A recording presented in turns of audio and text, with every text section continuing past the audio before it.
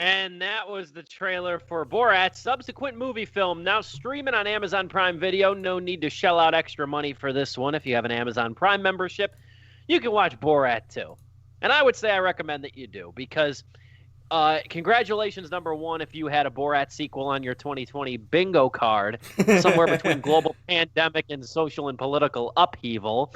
And I think if you had Borat sequel, global pandemic, upheaval, and murder hornets, that's 4 corners on your bingo card right there.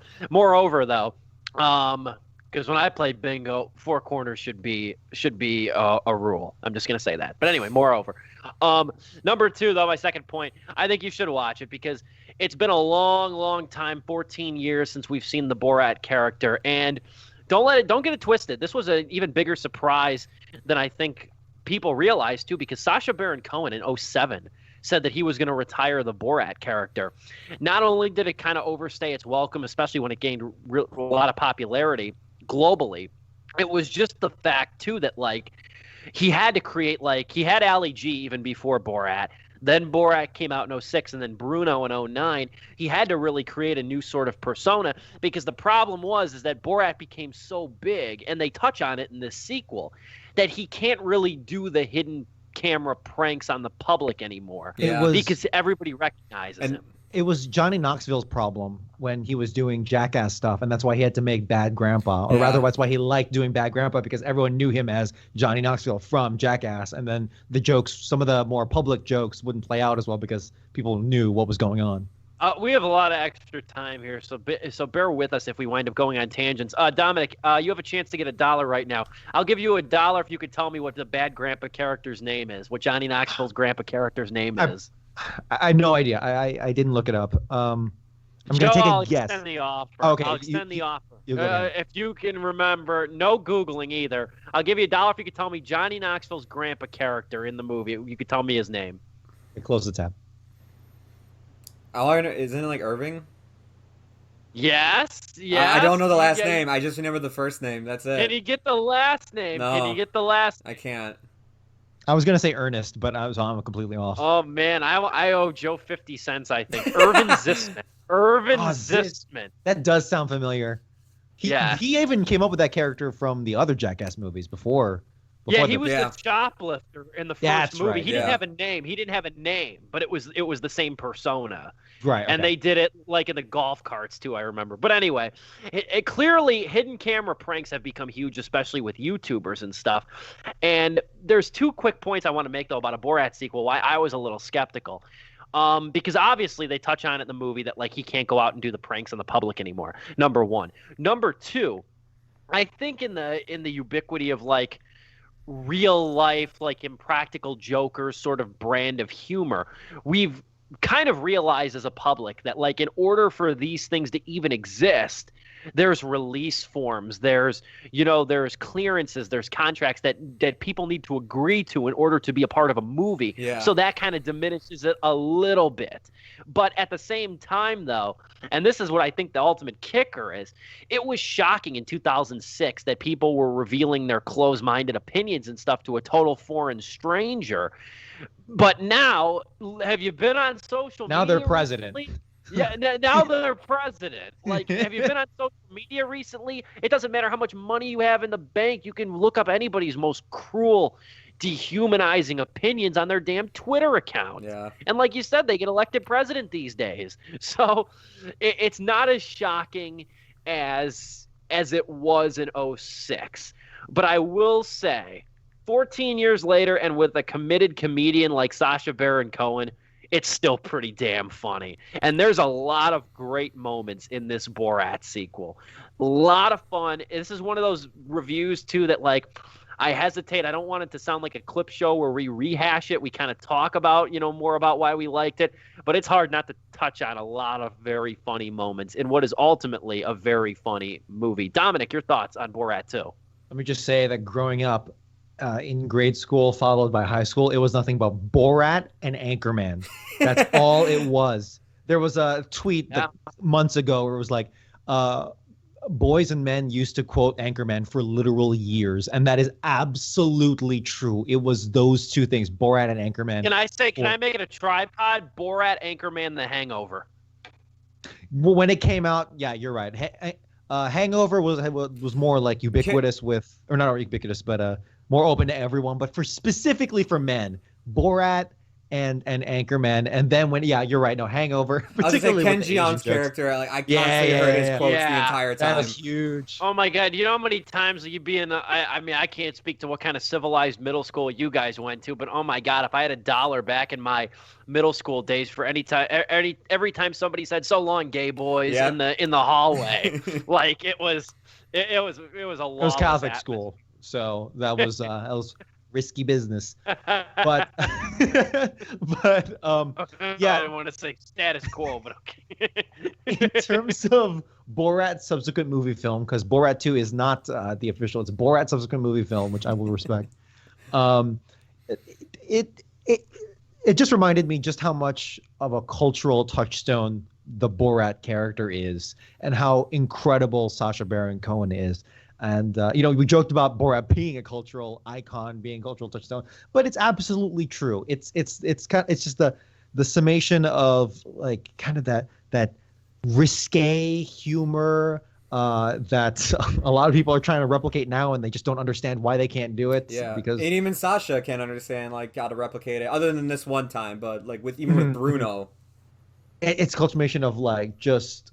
It was particularly that time where we were, obsessed with, we still are, with the Middle East, with the ongoing Iraq war and Afghanistan war, and of course Kazakhstan is not in the Middle East, but it's close enough for us dumbass Americans. So it's kind of in that same thing where people were making foreign jokes and whatever, particularly post 9/11.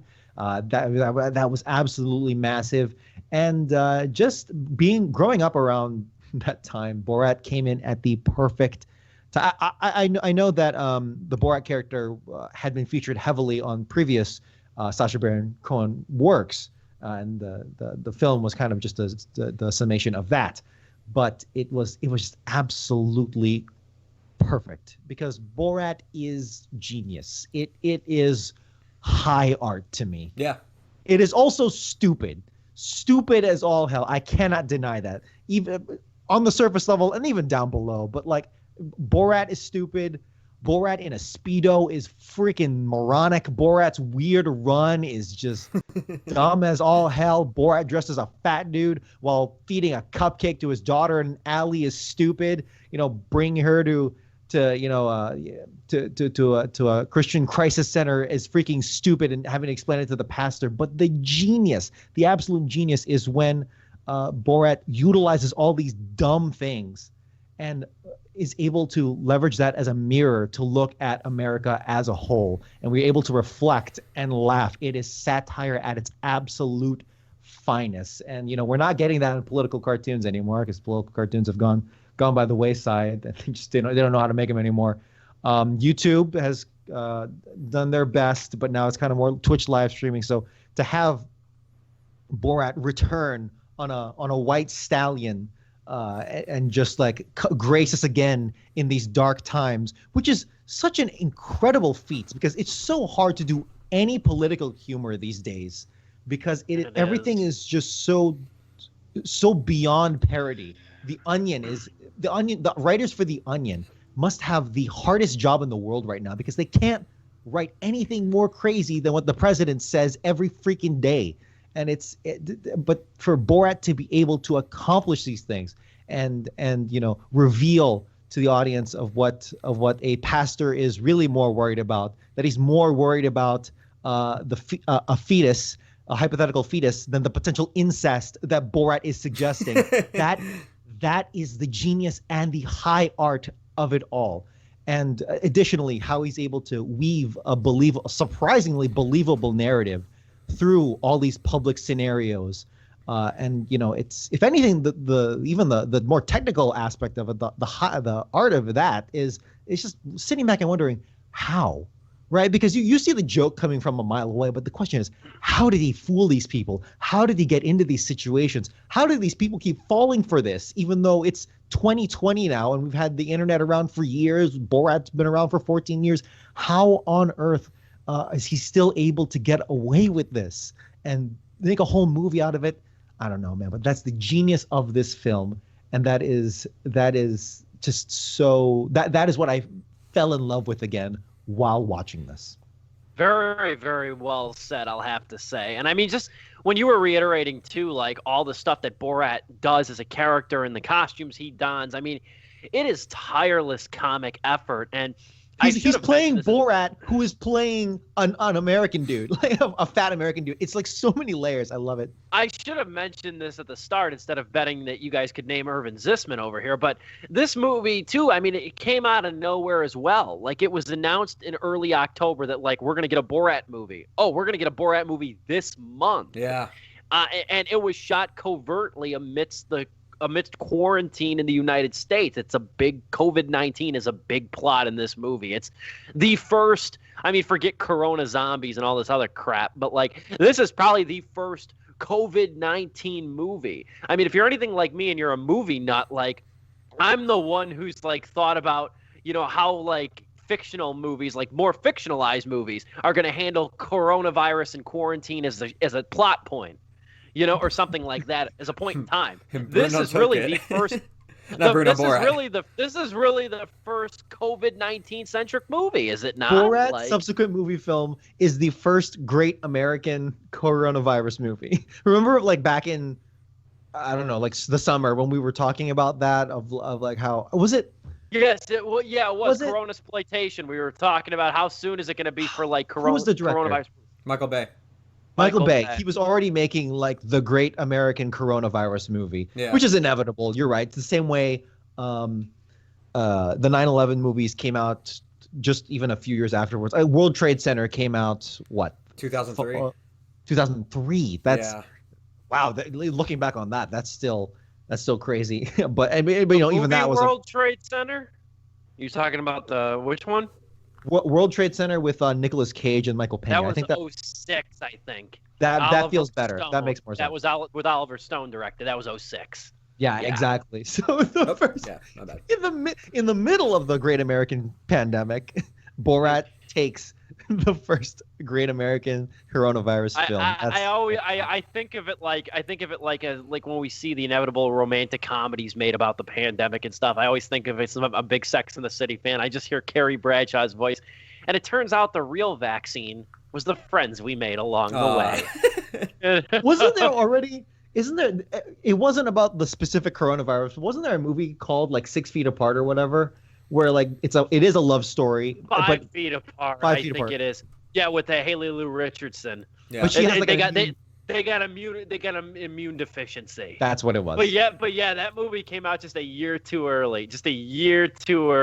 Joe, finally, your thoughts on Borat Subsequent Moviefilm. I'll say this: the first Borat, much like Dom, was like just a huge thing when I was growing up because when you were in school, you would just hear "very nice" and "my wife" like all the time, and it's just like not God, I mean, just it was huge, man. It really was. We were about 10. You and I were about 10 when it came out, so like we were young. But I remember in elementary school and even middle school, it was huge. We all saw it. We all found a way to see it. It really blew up in middle school because like.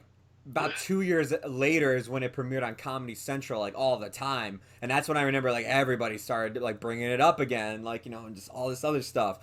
That to me is one of my favorite comedies of all time. I love that movie, as everything Dom pointed out, the satire of it, the things he gets people to admit while on camera too. I mean, like we said, it's not shocking anymore. But every once in a while, Sacha Baron Cohen. I don't know what it is about this man. He manages to get the right person, because even on his TV show Who Is America, when he had Jason Spencer come on and literally had him pull his pants down in front of the camera and run at Sacha Baron Cohen, acting like this was a defense against terrorists because they're afraid of homosexuals. It's just like, my God, I don't know what this man does to convince people. I don't know if he knows the right people to select, but like somehow he'll get at least one person to just go above and beyond something that can never be said on Twitter or done on Twitter. But yeah, this movie to me is a great sequel to follow it up. I do not think it comes close to the original. It's really hard to, because there's just been so many other things done at this point. Hell, Sacha Baron Cohen tried doing it again with Bruno, but it wasn't even close to Borat because of the whole like, oh look how people are just homophobic, when really it was just mostly disgusting stuff that he was just doing in general, and he just painted as people being homophobic. I love this kind of genre too, because I love Bad Grandpa, and I love finding YouTube videos of it. So having him come back as Borat in the middle of the pandemic, dude, I could have not asked for a better treat. But to me, as much as I love Sacha Baron Cohen in this, the real show stealer for me is the person that plays his daughter, who is Maria Bakalova. And I think she's so good. She steals the show here, man. She kills it as the newcomer, because as Steve pointed out, he can't go on the street. They use it as a plot point in this movie too, that like everybody recognizes who he is. So how is he supposed to deliver how is he supposed to get close to the president and deliver his daughter as a gift to Michael Pence and all these other people? So they use it as a plot point. Having her in it though, she can infiltrate anywhere and just totally just disguise Sacha Baron Cohen. Because if he were to go in by himself, somebody might recognize the voice or something. But when she's there, even when he's disguised as like a fat American who's still disguised as Borat or whatnot, the whole layers to this is like Inception. When she's there, it just totally camouflages everything and just lets everybody else's guard down. And there are just some great moments. There's a scene where they go to a dance, and the dad goes up to to Borat, and he's just like, "This is what we like to see down here. We love to see beautiful young girls like your daughter here. I love seeing young girls like this." Just total creep factor and everything.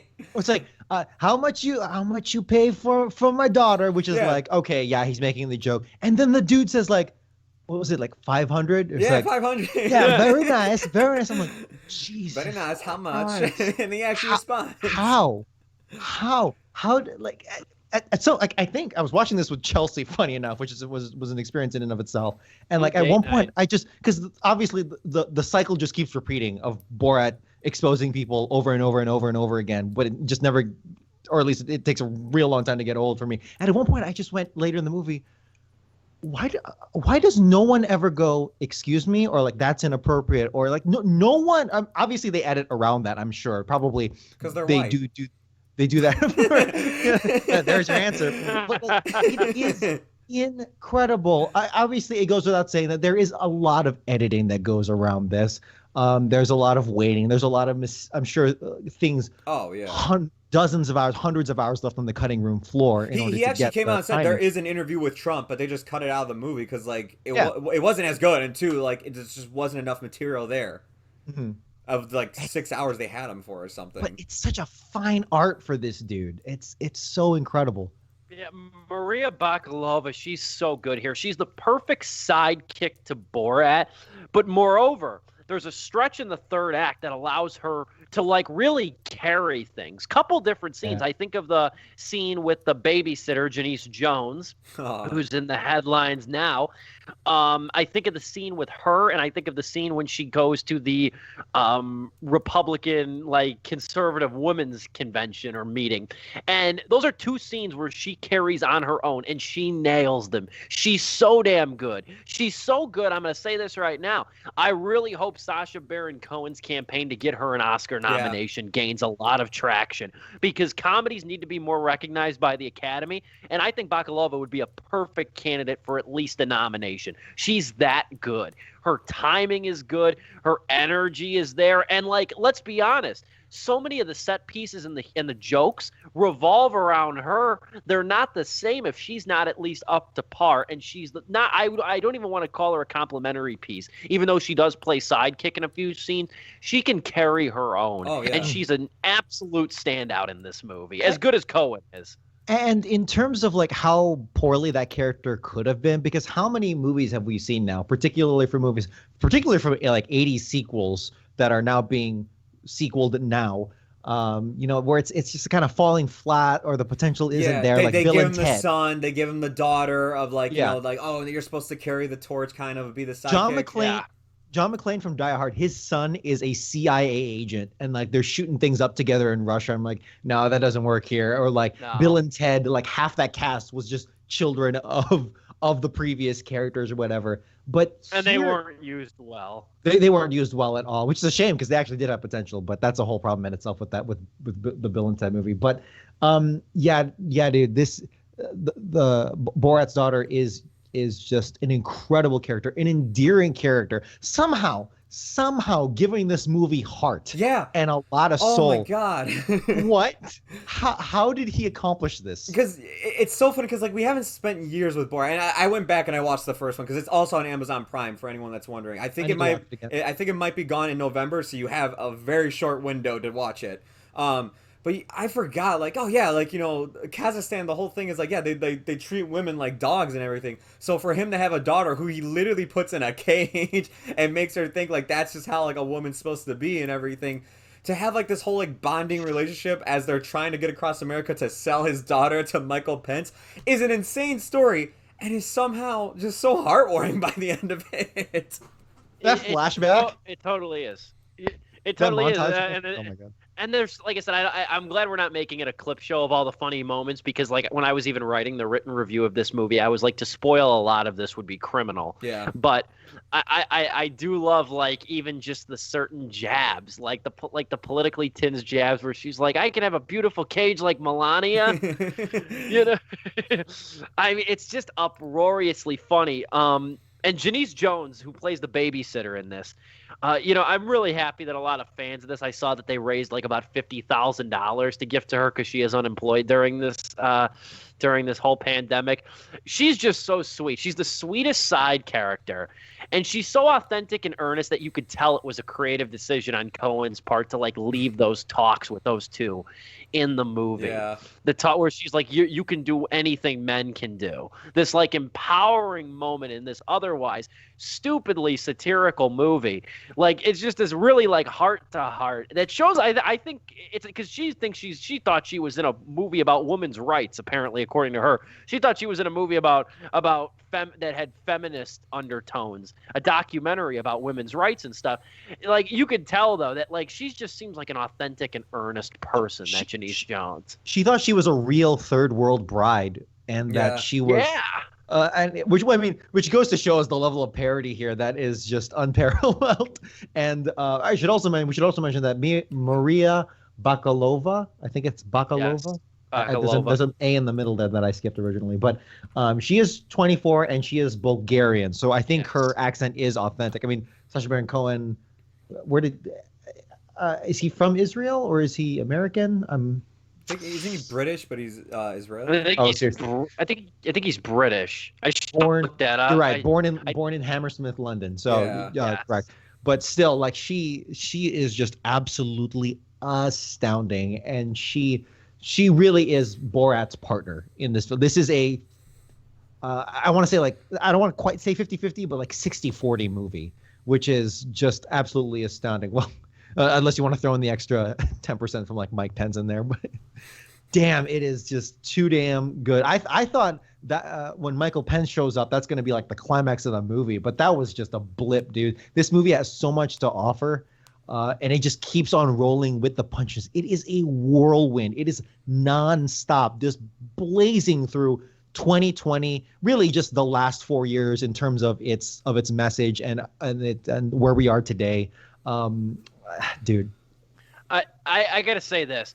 I can't believe we've gone like 20 minutes talking about this movie, and I don't want to ruin what happens in it. But we haven't even mentioned the Rudy Giuliani scene. And the thing that kills me about that whole scene, though, because it kind of sucked because, and this just goes to show you how much the times have changed from the original Borat movie.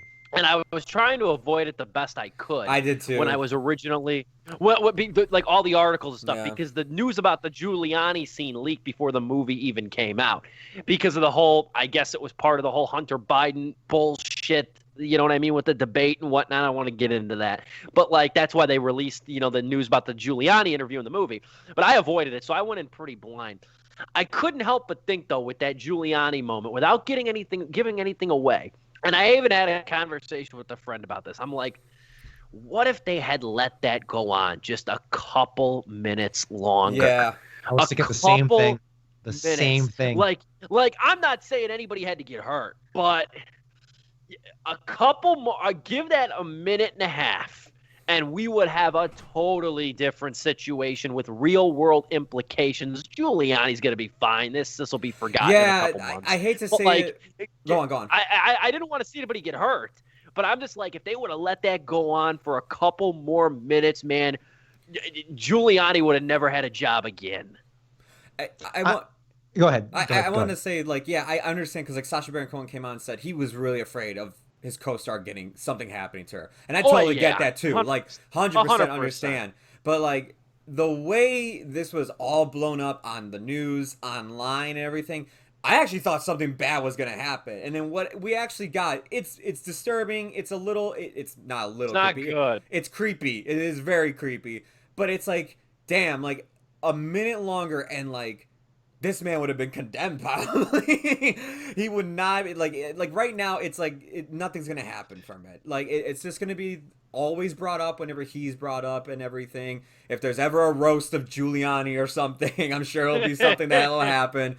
But, like, I don't see him, like, ever, like, really losing anything out of this. Yeah, I mean, considering how far he's already sunk in. Yeah. So it's like, whatever, he'll be fine. But from what I saw, I think the main point of contention is, apart from him just being a creep, about as creepy as people think Joe Biden is. But in terms of, I think the main thing was that he put his hand in his pants. I don't know how far we want to talk about this, how far we want to talk about Rudy Giuliani's dick. But in terms of him putting his hand in his pants, from what I saw in the movie, it was almost like, okay, maybe he was adjusting his microphone because they had just taken the microphone off, where it's like, I think they do have a point there. So I'm almost with Steve in that, God forbid, I did not want anything to happen to Maria Bakalova. But you wonder. But I do think about it. Where's like, that universe? Yeah. We got to find that universe to go to. Yeah, but you know what? Where this came out in theaters too. Yeah, also true. But thinking about it, it does, again, another level of appreciation for the art that Sacha Baron Cohen works with here, and just how dangerous some of the situations he puts himself into. Dangerous back in 2006 with the first Borat movie, but particularly now, where it's pretty freaking dangerous. And the particular scene I am thinking about, that I had even read about back in a few months ago, when people thought it was for the TV series Who is America, but it actually wound up being for Borat, is the scene where he is singing the Wuhan flu song at the kind of some sort of rally. Like March for Freedom Rights or something. Like the Screw the Lockdown rallies or something. I don't know. Yeah, there's so much identity politics in that rally that I can't even like make out what the main thing there was, funny enough. But in terms of like that, it's like, Sacha Baron Cohen like feared for his life, because naturally there were people there who were armed, and people there who looked like they were about to start some stuff. But the thing is, the mad lad Sacha Baron Cohen, he left in his original fat American costume and came back in a different costume to interview people. I don't know if you read that. He came back as a different person and continued to film people's reaction, which is just, my God, the danger here, how badly things can go wrong. I mean, I still get a little scared when Sacha Baron Cohen is singing at the bull rally. Thank you. The rodeo. Yeah. Where he's singing. My God, it's the middle of the Iraq War and the war in Afghanistan, and he's making fun of the national anthem. Like, Jesus, how did he not get shot right then and there? And it's like, this, God, I cannot, the balls on this man. Jesus, the balls. And Brass all the balls. other nations are run by little girls. That's a classic. It's great. I was going to say, that scene, like, after you get done watching this movie, or if you've already watched the movie, go on YouTube, just type in Sacha Baron Cohen at whatever the hell that rally was called, and you'll find the full thing. It's for like 8 minutes. In the movie, they trim it down. You don't see the outrage that he causes at this rally. You don't see that part. And like, what almost happens to him is like, holy shit, this guy could have almost died. He shared on his Twitter today too, from his point of view, where he was hiding in an ambulance that somebody opened the door and tried storming in, and they had to take off because people were attacking. Oh shit! Yeah. Wow. Like it got. He had to wear. That is a lot of people saw like the article floating around, like, oh, he had to wear a bulletproof vest for a scene. It was for that part right there. There were guns. I believe so. it. Yeah. I believe it. There were guns in that audience. If he's stoked, we can... oh my God! I just realized he's like at a conspiracy, like a center for conspiracy theories, while he himself is essentially propagating like a dupe. Oh my God, Jesus! Yeah, I'm surprised he didn't get shot right then and there. So, like, I mean, I think we can move into closing arguments. We've had a lot of time to breathe over this since this is the final topic of the show. We could probably get into closing arguments. There's a lot to enjoy about Borat Subsequent Moviefilm, as we clearly expressed over the last half an hour. Like any comedy, I think that's kind of predicated on a concept with a defiant approach to the genre and somebody who has got such anarchic sensibilities when it comes to comedy and the art of deception, the art of public deception. Not everything here sticks, but there are more than enough hilarious asides to make it work. And when you have somebody as committed to his craft and as versatile as Sacha Baron Cohen, and you introduce an absolutely wonderful, charismatic addition to the film as Maria Bakalova, who I'm crossing fingers gets an Oscar nomination. They already failed Tiffany Haddish a couple years ago for Girls Trip. They need to recognize Bakalova. When you bring in somebody as good as her, who can play along with Sacha Baron Cohen, but also rise to the occasion when the film is focused on her for a couple of big crucial scenes, you got yourself a great comedy. And I think there's a lot to like with Borat Subsequent Moviefilm. I give it a strong 3 out of 4 stars. It is definitely among the short list of my favorite comedies, at least this year. Yeah. The only question is going to be, and this is the problem, I didn't get a chance to revisit the original Borat, but I did watch it about 5 years ago, so I do still have it in my mind.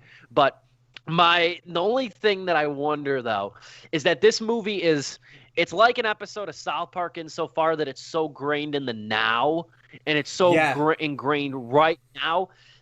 How's this going to hold up a year from now? I think certain scenes are going to hold up a year from now, but it's like even going back to what we talk about and what we love about Borat in the modern day, it's his catchphrases more so than his politics. So that's going to be the interesting thing to watch about holding up. But talking in the here, talking in the now, it's 3 out of 4 stars. Joe, your final thoughts, Borat Subsequent Moviefilm. Yeah, I mean, I'm right there with you. Not everything here sticks. And for me, actually, near the end of the third act, actually, like mostly the third act near the end of the second, I kind of felt a low point of the movie because they split up the two characters, his daughter and Borat, and I kind of felt like during then I wasn't laughing as much, and I kind of felt like the film just kind of slowed down and just went for easy potty humor involving like dildos and all this other stuff that I was just like, oh, like that's typical Sacha Baron Cohen that I saw in The Dictator and The Brothers Grimsby, which I don't like either of those films, and I was like, damn, like, you know, this was hitting strides. I hope it can come back, and it does with its ending. I'm not talking about the Rudy interview. I'm talking about the actual ending to this movie. The way they connect everything back to the start of the film and wrap everything up, I thought was actually genius and like basically rebounded the film and made it really damn good for me. I had a great time watching this film. It's funny. And like Steve said, I am worried that it won't remain timeless because the thing with the first Borat is there's really no political figure that's tied so central to the plot and a lot of the jokes. While here, Michael Pence, Trump, everybody basically is tied to the now, what's happening now and everything. So I'm worried, like, you know, maybe it won't be as timeless as that first film, and we don't get any like really new catchphrases from Borat. Not that I wanted any, I didn't want him to try and like outdo himself or anything with that, but there is that concern for it. But for right now, I had a lot of fun watching this. This was a great time. This is definitely probably my second or my favorite comedy of this year. Other than the low points, I had a great time. It's also 3 out of 4 stars for me. A very enthusiastic 3 out of 4 stars. Dom, send us home on Borat Subsequent Moviefilm. Sacha Baron Cohen is a comedic genius. He is a hero in the comedy world. I think just in terms of what the specific style he has fostered and the incredible methodology of how he does it. It is fascinating, and I hope we get some sort of documentary that goes into his style and what it goes into. Not wholly unique, but man, when he puts it out there, it is the finest of the finest in that sense. And yeah, sure, it involves freaking dick humor and period blood sometimes, but dude, it is It is an absolute joy to watch. And I'll even contend both of you on this, which is that while I will agree that the politics of the movie, the current events of the movie may not hold up so well. I will not even so much contend, but say that it will be the absolute perfect time capsule for this traumatizing dude. This is just such a traumatizing year. The last 4 years have been so incredibly traumatizing to the national psyche, to the global psyche as a human race. This has been, I cannot state just how crazy this is, unlike anything before it. And I said this earlier, coming in like freaking Gandalf, coming into Helm's Deep on a white horse with the light shining behind him. We have Wah Wah Wee Wah Borat coming in a mask Speedo. And it is absolutely beautiful to see not just the return of the king, but to also see the new heir apparent rise to the occasion in Maria Bakalova and aka Borat's daughter, able to carry so much of the film and able to inject an incredible amount of heart and soul. And while, yes, I will agree, I did reach a low point as well. I consciously felt that. Maybe that's just how exhausting the world is around us.